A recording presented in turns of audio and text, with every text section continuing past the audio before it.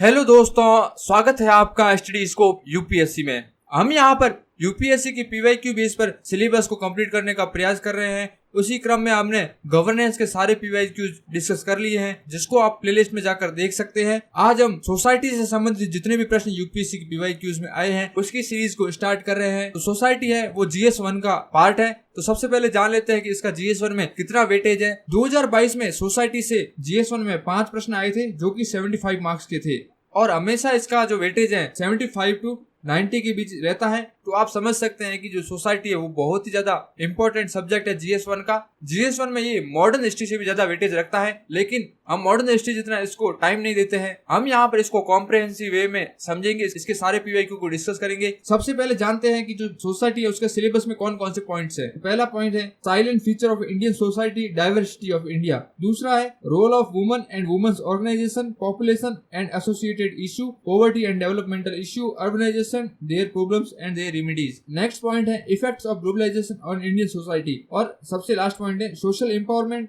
Communalism, regionalism and secularism. ये 4 point society के syllabus में है। आज हम इस वीडियो में रीजनलिज्म से संबंधित प्रश्नों को यहाँ पर देखेंगे। इसके कुछ प्रश्न हम आने वाले 2-3 वीडियो में और डिस्कस करेंगे। तो चलिए शुरू करते हैं। हमारा पहला प्रश्न है कि भारत के राजनीतिक विकास को ध्यान में रखते हुए समझाइए कि राष्ट्रीय एकता की आवश्यकता और क्षेत्रीय स्वायत्तता के आग्रह के बीच किस प्रकार सामंजस्य सुनिश्चित किया जा सकता है।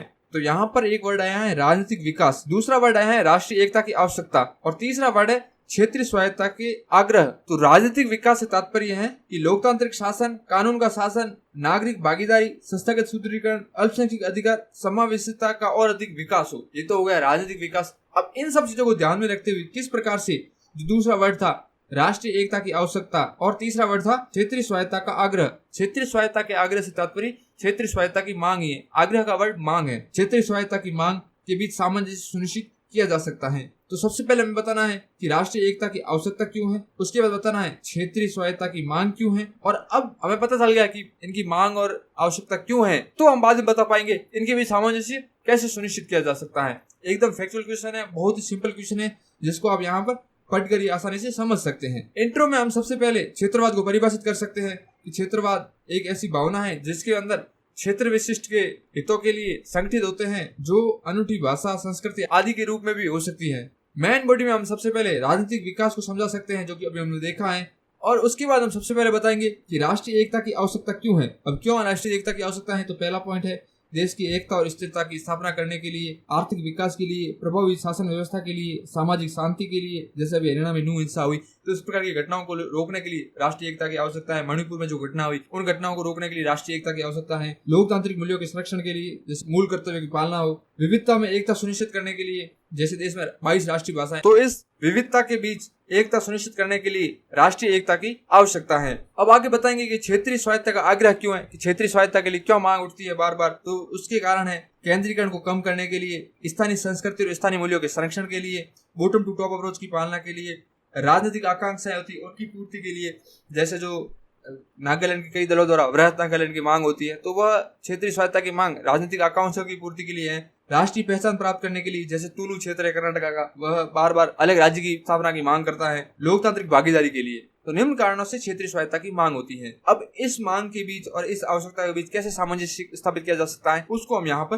देखेंगे। तो साथ ही में हमें राजनीतिक विकास वर्ड को यहाँ पर कोड करते हुए चलना है। बस कुछ नहीं करना, राजनीतिक विकास लिख दीजिए ताकि जो क्वेश्चन है उसका फ्लो बनता रहे। तो यहाँ पर पहला पॉइंट है कि देश की सुरक्षा और शांति को सबसे अधिक प्राथमिकता दी जाए। किसी प्रकार की क्षेत्रीय स्वायत्तता को वहां पर कॉम्प्रोमाइज किया जा सकता है जब देश की एकता और शांति की बात हो। जैसे जो अपस्पा है वो जम्मू कश्मीर के अंदर, असम के अंदर, नागालैंड में और अरुणाचल प्रदेश के कुछ हिस्सों में लागू है, तो वह देश की शांति और सुरक्षा के लिए, तो वहां पर क्षेत्रीय स्वायत्तता को देश की शांति और सुरक्षा के लिए कॉम्प्रोमाइज किया जा सकता है। सबसे पहली चीज है देश की सुरक्षा और शांति की स्थापना हो। दूसरा है सांस्कृतिक विविधता और मूल्यों का संरक्षण किया जाए ताकि जो क्षेत्रीय स्वायत्तता की मांग है उसकी पूर्ति की जा सके। केंद्र और राज्यों के बीच संवाद और संचार बढ़ाया जाए ताकि इनके बीच सामंजस्य सुनिश्चित हो पाए। जैसे जो आजादी के बाद नॉर्थ ईस्ट के कई राज्यों के अंदर अलगाववादी प्रवृत्तियां थी, बट लगातार केंद्र और राज्यों के बीच समाज से उन अलगाववादी प्रवृत्तियों को रोका जा सका। साझा राष्ट्रीय हितों और लक्ष्यों का निर्माण किया जाए, संविधान के मूल्यों की सर्वोच्चता हो, चुनाव में बराबर भागीदारी हो, शिक्षा और जागरूकता का प्रचार हो। तो ये सब कदम उठाकर इनके बीच सामंजस्य सुनिश्चित किया जा सकता है। अन्य पॉइंट भी है क्षेत्रीय समूह द्वारा क्षेत्रीय नकारात्मक प्रवृत्तियों को त्यागा जाए,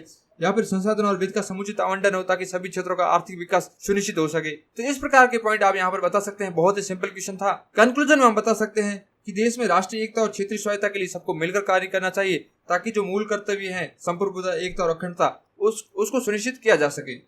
हमारा अगला प्रश्न है कि भारत में क्षेत्रवाद के उदय के लिए उत्तरदायी कारकों की चर्चा कीजिए और साथ ही में हमें बताना है यह राजनीतिक व्यवस्था को कैसे प्रभावित करना है। तो सबसे पहले तो हमें यहाँ पर जानना है कि क्षेत्रवाद अपने आप में नकारात्मक प्रवृत्ति बिल्कुल भी नहीं है। क्षेत्रवाद देश के संघीय ढांचे के विकास के लिए, देश के विकास के लिए बहुत ही महत्वपूर्ण अवधारणा है। यह सिर्फ नकारात्मक प्रवृत्ति वहीं पर धारण करती है जब यह क्षेत्रीय हितों को राष्ट्रीय हितों से ऊपर रखने लग जाती है। अन्यथा क्षेत्रवाद देश के विकास के लिए बहुत ही महत्वपूर्ण अवधारणा है। तो यहाँ पर प्रश्न में पूछा गया है कि भारत में क्षेत्रवाद के उदय के लिए उत्तरदायी कारक कौन कौन से हैं, किन किन कारणों से क्षेत्रवाद का जन्म हुआ है और साथ ही में इसने किस प्रकार से राजनीतिक व्यवस्था को पॉजिटिव रूप से और नेगेटिव रूप से इम्पैक्ट किया है, उसको हमें बताना है। तो हम हमारे उत्तर की शुरुआत यहाँ पर क्षेत्रवाद की परिभाषा के साथ शुरू कर सकते हैं, जैसे कि हमने पहले प्रश्न किया था।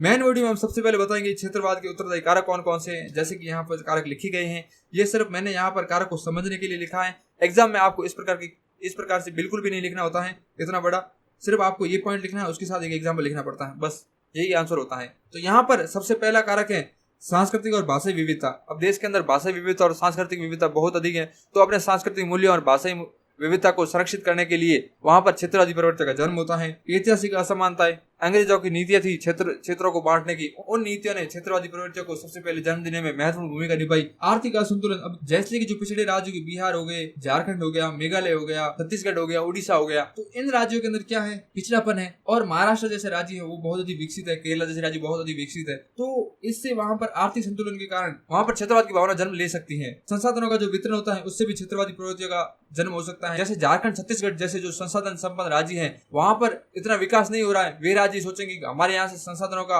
एक्सट्रैक्शन हो रहा है बट हमारा विकास हो ही नहीं रहा है, तो इस कारण से वहां पर क्षेत्रवादी प्रवृत्तियों का जन्म हो सकता है। अगला पॉइंट है राजनीतिक प्रतिनिधित्व। अब राजनीतिक प्रतिनिधित्व के लिए भी क्षेत्रवादी प्रवृत्ति का जन्म हो सकता है। संघीय संरचना, केंद्र और राज्य के बीच तनाव से भी क्षेत्रवादी प्रवृत्ति जन्म ले सकती है। राजनीतिक दल किसी प्रकार के क्षेत्रीय हितों को महत्व देकर, क्षेत्रीय हितों को बढ़ावा देकर, क्षेत्रीय मांगों को उठाकर क्षेत्रवाद की प्रवृत्ति को जन्म दे सकते हैं। वैश्वीकरण और शहरीकरण के कारण भी क्षेत्रवाद का जन्म हो सकता है। कैसे? जैसे वैश्वीकरण के कारण स्थानीय संस्कृति और जो हमारी भारतीय भाषा है उनको नुकसान पहुंचा रही, तो उनके संरक्षण के लिए क्षेत्रवादी प्रवृत्ति का जन्म ले सकती है। अन्य भी यहाँ पर दिए गए मीडिया और सूचना के माध्यम से और राज्य पुनर्गठन, जिसके कारण भाषाई आधार पर राज्यों का गठन हुआ, उसने भी क्षेत्रवादी प्रवृत्ति को जन्म देने में महत्वपूर्ण भूमिका निभाई है। अब हमें यहाँ पर इसने किस प्रकार से राजनीतिक व्यवस्था को प्रभावित किया है उसको बताना है। हमें यहाँ पर राजनीतिक व्यवस्था को इसने किस प्रकार से पॉजिटिव रूप से प्रभावित किया और किस प्रकार से नेगेटिव रूप से प्रभावित किया, दोनों एस्पेक्ट को लिखना है। तो सबसे पहले तो हम इसके पॉजिटिव पॉइंट्स को डिस्कस करेंगे। जैसे जो पहला पॉइंट है कि इसने क्षेत्रीय पार्टी के महत्व को बढ़ावा दिया। क्षेत्रवादी भावनाओं ने ही जो कांग्रेस पार्टी का जो एकाधिकार था उसको तोड़ने में सबसे पहले महत्वपूर्ण भूमिका निभाई। इसने राजनीति से धरतीपुत्र अवधारणा को जोड़ा।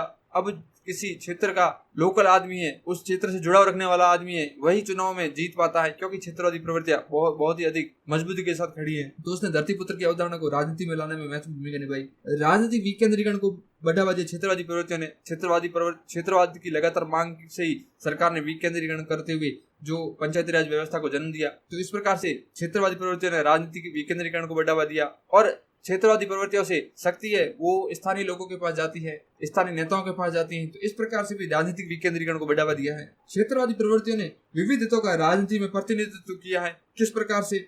जैसे विभिन्न क्षेत्रों के राजनीतिक दल मुख्य धारा में आए, तो वे दल अपने क्षेत्र की मांग को लेकर आते हैं, जिसके कारण राजनीति में, राजनीतिक प्रतिनिधित्व में विविध हितों का समावेश हुआ। जैसे जो केंद्रीय मंत्रिमंडल है उसमें सभी क्षेत्रों के मंत्रियों का प्रतिनिधित्व है। पांचवा पॉइंट है समावेशी नीति निर्माण और बेहतर नीति कार्यान्वयन। अब जो क्षेत्रवादी प्रवृत्ति के कारण ही बॉटम टू टॉप अप्रोच आई, जैसे नीति आयोग जैसे जो संस्थान बने हैं वो क्षेत्रीय स्वायत्ता को लेकर ही बने हैं। तो इस प्रकार से इसने समावेशी नीति निर्माण और बेहतर नीति कार्यान्वयन पर जोर दिया। और साथ में राजनीति से सांस्कृतिक और भाषाई हितों को जोड़कर भाषा और संस्कृति का संरक्षण किया।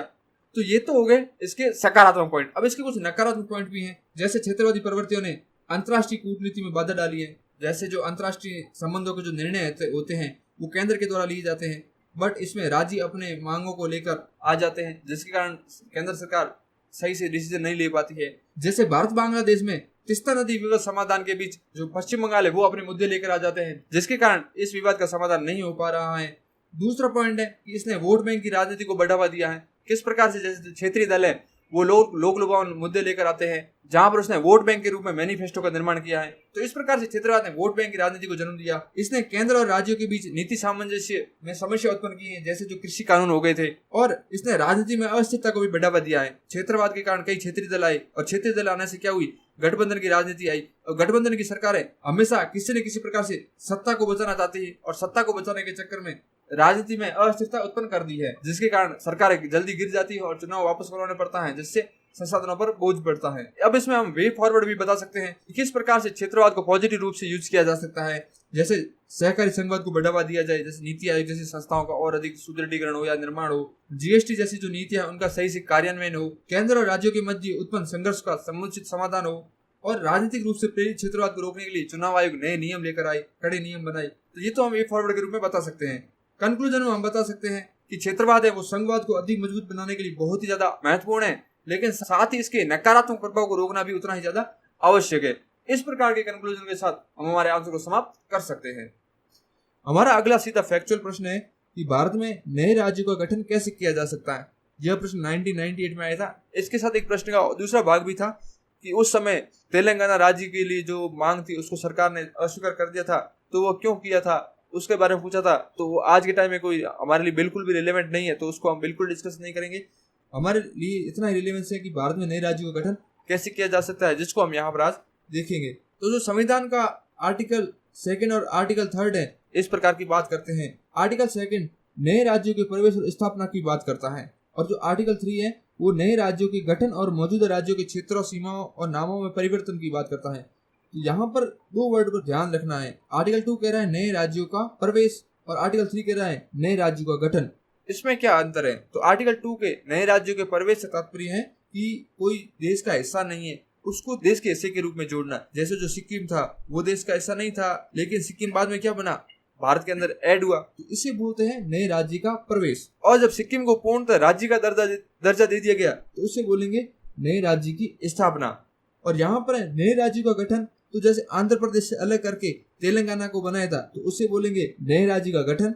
और मौजूदा राज्यों के क्षेत्रों, सीमाओं और नामों में परिवर्तन, जैसे जो उत्तरांचल का नाम उत्तराखंड कर दिया गया, तो ये तो संसद को नए राज्यों के गठन की शक्ति प्रदान करते हैं। और किस प्रकार से नए राज्यों का गठन किया जाता है, तो सबसे पहले तो जिस राज्य से नए राज्य का गठन हो रहा है, जैसे आंध्र प्रदेश से तेलंगाना का गठन हुआ, तो सबसे पहले आंध्र प्रदेश जो विधानसभा थी उससे निश्चित समयावधि में सहमति ली जाती है। उसके बाद उनकी सहमति को राष्ट्रपति के पास भेजा जाता है, और राष्ट्रपति से सहमति लेकर नए राज्य के गठन के विधेयक को संसद में साधारण विधेयक के रूप में प्रस्तुत किया जाता है। और साधारण सहमति के बाद उस बिल को संसद से पारित किया जाता है, और संसद से पारित होने के बाद वह बिल विधेयक बन जाता है और नए राज्य का गठन हो जाता है। बस ये सिंपल सी प्रोसेस है।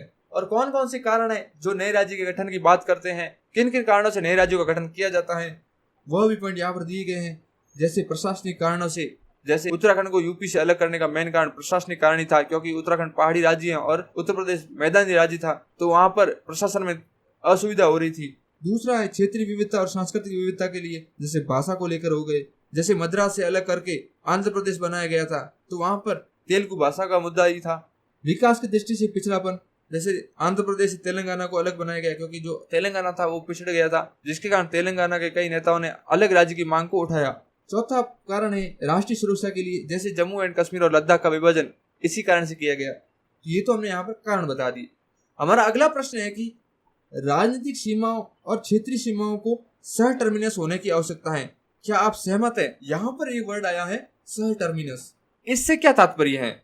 इसको हम एक एग्जाम्पल के माध्यम से समझते हैं कि जैसे गुजरात राज्य है और राजस्थान राज्य है, या फिर देश के रूप में समझते हैं कि भारत है और पाकिस्तान है, तो यहाँ इनके बीच जो पॉलिटिकल बाउंड्री होती है, जो राजनीतिक बाउंड्री होती है, जो जिनको हम मैप के अंदर देखते हैं वही राजनीतिक बाउंड्री है, तो उनकी जो राजनीतिक सीमा है और जो क्षेत्रीय सीमा है उनको एक साथ साथ समाप्त होना चाहिए या एक समान होनी चाहिए। किस प्रकार से? जैसे जो गुजरात राज्य है, तो वहां पर जो भी गुजराती कल्चर है, और जो राजस्थान राज्य है, तो वहां का जो राजस्थानी कल्चर है या फिर जो राजस्थान की क्षेत्रीय विविधता है, उनके बीच इस प्रकार से विभाजन हो कि राजनीतिक सीमा वहां पर जो क्षेत्रीय विविधता है उनको दो भागों में बांट दे। जैसे कि भारत पाकिस्तान के बीच यदि पॉलिटिकल बाउंड्री हो, तो इस प्रकार से हो कि जो एक क्षेत्रीय विविधता वाले लोग हैं वो भारत में रहे और बाउंड्री इस प्रकार से विभाजित करे कि जो दूसरी क्षेत्रीय विविधता वाले लोग हैं वो पाकिस्तान के अंदर चले जाए। इस प्रकार से सीमा होनी चाहिए या नहीं होनी चाहिए, क्या आप इससे सहमत हैं या फिर सहमत नहीं है तो क्यों सहमत नहीं है, क्या इसकी पॉजिटिव्स है, क्या इसके नेगेटिव्स है, उसको यहाँ पर हमें बताना है। एक बार वापस समझ लेते हैं कि जैसे थार का मरुस्थल है, तो जब भारत पाकिस्तान का विभाजन किया गया था तो कुछ थार मरुस्थल पाकिस्तान के अंदर चला गया, तो पाकिस्तान वाले थार के रीजन में और जो भारत वाला थार का रीजन है वहां पर जो सांस्कृतिक विविधता या फिर क्षेत्रीय विविधता एक समान थी, तो राजनीतिक बाउंड्री ने उन क्षेत्रीय विविधताओं को एक दूसरे से अलग कर दिया। लेकिन यह प्रश्न कह रहा है कि इनको इस प्रकार से राजनीतिक बाउंड्री को बनाना चाहिए था कि जो थार का विविधता वाला जो रीजन था वो या तो पूरा पाकिस्तान के साथ चला जाता या फिर पूरा भारत के साथ आता, ताकि जो क्षेत्रीय विविधता है वो वही राजनीतिक बाउंड्री का निर्माण करे कि पूरा का पूरा जो थार के रीजन वाली सांस्कृतिक विविधता थी वो एक पार्ट के अंदर ही, और जैसे ही बाउंड्री खत्म हो तो वहां पर दूसरी विविधता वाला पार्ट स्टार्ट हो जाए। तो अब आप प्रश्न को अच्छे से समझ गए होंगे। तो आपको यहाँ पर बताना है क्या आप इस बात से सहमत हैं या फिर नहीं है।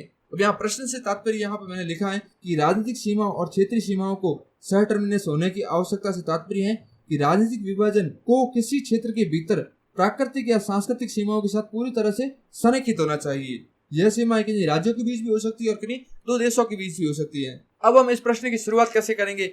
हम इंट्रो में यहाँ पर राजनीतिक सीमाओं को परिभाषित कर सकते हैं और साथ ही में क्षेत्रीय सीमाओं को परिभाषित कर सकते हैं कि राजनीतिक सीमा से क्या तात्पर्य है और क्षेत्रीय सीमा से क्या तात्पर्य है। अब राजनीतिक सीमा से तो तात्पर्य है कि प्रशासनिक विभाजन हो गया दो क्षेत्रों के बीच। क्षेत्रीय सीमाओं से तात्पर्य है कि वे किसी विशिष्ट भौगोलिक क्षेत्र को परिभाषित करती है। ये सीमा अक्सर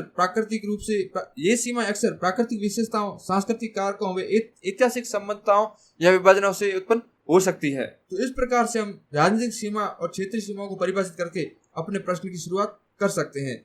अब मेन बॉडी में हम सबसे पहले बताएंगे कि जो राजनीतिक सीमा और क्षेत्रीय सीमाओं के सह टर्मिनेस होने की आवश्यकता है उसमें हम सहमत हैं। उसके बाद बताएंगे कि असहमत है।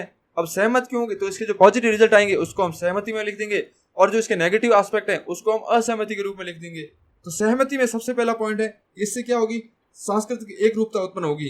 किस प्रकार से, जैसे मैंने एग्जांपल दिया था कि जो थार का रीजन है उसका पूरा पार्ट या तो पाकिस्तान के साथ होता या भारत के साथ होता, तो एक ही क्षेत्र में क्या हो जाती, सांस्कृतिक एक रूपता होती। जैसे पाकिस्तान के अंदर थार का रीजन चला गया तो वहां पर वे किस रूप में चले गए, अल्पसंख्यक रूप में चले गए, तो वहां पर उनका शोषण हो सकता है, वहां पर उनके राजनीतिक असुरक्षित हो सकते हैं। तो यदि वे एक पार्ट के अंदर ही होते, भारत के अंदर ही होते, तो वहां पर तो वे एक ही कल्चर का पार्ट होते, जिसके कारण वहां पर उनके राजनीतिक अधिकार और अधिक मजबूत होते। वहां वे अल्पसंख्यक के रूप में नहीं जीते, जिसके कारण जो सांस्कृतिक एक रूपता है उसको भी बढ़ावा मिलता। दूसरा पॉइंट है, इससे विकासात्मक भेदभाव नहीं होगा। किस प्रकार से, जैसे फॉर एग्जांपल मणिपुर और नागालैंड के बीच जो बाउंड्री है, कई नागा पार्ट मणिपुर के अंदर आ गया है। यदि वो नागा पार्ट नागालैंड के अंदर होता तो उन नागा जनजातियों का सही से विकास सुनिश्चित हो पाता। अब मणिपुर में भी क्या है, अल्पसंख्यक के रूप में है, तो सरकार उन पर उतना ध्यान वहां पर नहीं देगी। तीसरा पॉइंट है, दो राज्यों या दो देशों के बीच तनाव कम हो जाएगा। कैसे, जैसे कर्नाटक और महाराष्ट्र के बीच जो बेलगांव विवाद है कि बेलगांव के अंदर कौन से मराठी लोग रहते हैं लेकिन वह कर्नाटक का पार्ट है, तो यदि क्षेत्रीय सीमा और राजनीतिक सीमा समान होती तो बेलगांव पार्ट महाराष्ट्र के साथ होता और मराठी लोग कहाँ होते, महाराष्ट्र के साथ होते, तो वहां पर वो विवाद है वो उत्पन्न नहीं होता। चौथा पॉइंट है, कोई सांस्कृतिक समूह कहीं अल्पसंख्यक नहीं होगा, जैसे हमने पहले पॉइंट में डिस्कस किया ही था। और अल्पसंख्यक कहीं पर नहीं होंगे कोई समूह, तो उनकी राजनीतिक शक्ति है वह भी कम नहीं होगी। और साथ ही में क्या होगा, प्रशासन में भी सुविधा होगी। किस प्रकार से, जैसे ए, बी और सी तीन रीजन है, तो उनको अलग अलग इस प्रकार डिवाइड किया गया है कि उनकी राजनीतिक सीमा और क्षेत्रीय सीमाएं एक दूसरे के साथ सह टर्मिनस है। तो जो ए समूह वाले लोग है उनकी अलग मांग है, बी समूह वाले लोगों की अलग मांग है और सी समूह वाले लोगों की अलग मांग है, उनको सही से पूरा किया जा सकता है क्योंकि वहां पर नीति को उन्हीं के अनुसार कार्यान्वित किया जा सकता है। लेकिन यदि सी पार्ट वाले ए पार्ट वाले रीजन में रहते हैं तो वहां पर वे अल्पसंख्यक के रूप में है, तो सरकार को उन पर भी ध्यान देने के लिए अलग से उनकी मांगों के लिए नीति बनानी पड़ेगी। तो प्रशासन में क्या आएगी, जटिलता आएगी और कार्यबोझ बढ़ेगा। तो इस प्रकार से राजनीतिक सीमा और क्षेत्रीय सीमा सह टर्मिनेस होने से प्रशासन में भी सुविधा उत्पन्न कर सकती है। इसके बाद हम बताएंगे, हम असहमत हैं इस बात से कि इनको सह टर्मिनेस नहीं होना चाहिए। क्यों नहीं होना चाहिए, कि यदि इस प्रकार से विभाजन होगा कि राजनीतिक सीमा और क्षेत्रीय सीमा सह टर्मिनेस होगी, एक क्षेत्र के अंदर एक सांस्कृतिक समूह आ जाएगा जहां पर उनकी क्षेत्रवादी प्रवृत्ति और अधिक बढ़ सकती है और वहां पर अलगाववादी प्रवृत्ति का जन्म हो सकता है। उनके क्षेत्रीय हित हैं वो राष्ट्रीय हित से ऊपर चले जाते हैं। जैसे जो तमिलनाडु राज्य की श्रीलंका तमिल विवाद को लेकर केंद्र से भिन्न मत होना, क्योंकि तमिलनाडु क्या तमिल रीजन है पूरा, तो वहां पर वे अपने क्षेत्रीय हितों को राष्ट्रीय हितों से ऊपर रख रहे हैं। और भारत जैसे देशों के अंदर क्या है, विविधता बहुत ही अधिक है। एक राज्य के भीतर कई प्रकार की सांस्कृतिक समूह रह रहे हैं, तो इनके बीच विभाजन करना भी बहुत ही ज्यादा मुश्किल है। हाँ, इसमें ये हो सकता है कि जो विभाजन अगर भौगोलिक आधार पर हो तो वह एकदम राजनीतिक सीमा के साथ सेटलमेंट किया जा सकता है। यहाँ पर हम भौगोलिक पार्ट वाले को भी थोड़ा सा डिस्कस कर सकते हैं, बट जो क्षेत्रवाद वाला क्वेश्चन है तो हम उसी को मेन पॉइंट बनाते हुए चल रहे हैं। और यदि राजनीतिक सीमा और क्षेत्रीय सीमा टर्मिनस होती है तो एक रूपता को बढ़ावा देने से इससे जो विविधता है देश की उसको नुकसान हो सकता है। किस प्रकार से, यदि किसी एक क्षेत्रीय हितों वाले समूह को अलग से राज्य का दर्जा दे दिया जाता है सांस्कृतिक हितों वाले, तो वहां पर जो अल्पसंख्यक वर्ग है उनके हित असुरक्षित हो सकती है। तो ये जो विविधता को बढ़ाने की बजाय विविधता को खत्म कर रहा है। लेकिन जो देश की विशेषता क्या है, वो विविधता में एकता वाली विशेषता ही है। तो इस प्रकार से निम्न नकारात्मक बिंदुओं के कारण हम असहमत हो सकते हैं। आप ज्योग्राफी वाला पॉइंट को भी यहाँ पर डिस्कस कर सकते हैं। और वे फॉरवर्ड हम क्या बता सकते हैं कि सभी लोगों के जो संवैधानिक अधिकार हैं उनकी संस्कृति के संरक्षण को लेकर वो सुनिश्चित किया जाए और अल्पसंख्यक अधिकारों और संस्कृति को सुरक्षा प्रदान की जाए। जैसे कि जो आर्टिकल 25, 26, 27 और 28 बात करते हैं, राष्ट्रीय हित सुरक्षित हो। जैसे जो वृहत नागालैंड की मांग है उसको अस्वीकार कर दिया गया क्योंकि वहां पर राष्ट्रीय हित कॉम्प्रोमाइज हो रहे थे। और इस प्रकार से राजनीतिक सीमाओं को हितधारकों के साथ परामर्श करके बनाया जाए ताकि जो डिसीजन है वहां के लोगों के अकॉर्डिंग लिया जा सके। वे लोग क्या चाहते हैं उन्हीं के अकॉर्डिंग वहां पर सीमा का निर्धारण हो। कंक्लूजन में हम बता सकते हैं कि जो देश की विविधता है वही देश की शान है, वही देश की पहचान है। इसलिए देश की विविधता को बढ़ाने वाले डिसीजन लिए जाए, न कि देश की विविधता को खत्म करने वाले। इस प्रकार के कंक्लूजन के साथ हम हमारे आंसर को समाप्त कर सकते हैं। आज हमने कुल 4 प्रश्नों को डिस्कस किया। इसी प्रकार इसके बचे हुए जो क्वेश्चन है उनको कल के वीडियो में या फिर नेक्स्ट वीडियो में हम यहाँ पर डिस्कस कर लेंगे। आप ये पीडीएफ फाइल मेरे Telegram channel study scope UPSC से प्राप्त कर सकते हैं, जिसकी लिंक आपको पिन कमेंट में मिल जाएगी। आप इस वीडियो को अधिक से अधिक लोगों के बीच शेयर कीजिए और साथ ही में आप इन क्वेश्चनों की ब्रेनस्टॉर्मिंग खुद से कीजिए, तभी जो आपको प्रश्न है वो सही से समझ आएंगे। वीडियो को अंत तक देखने के लिए धन्यवाद। मिलते हैं कल। जय हिंद, जय भारत।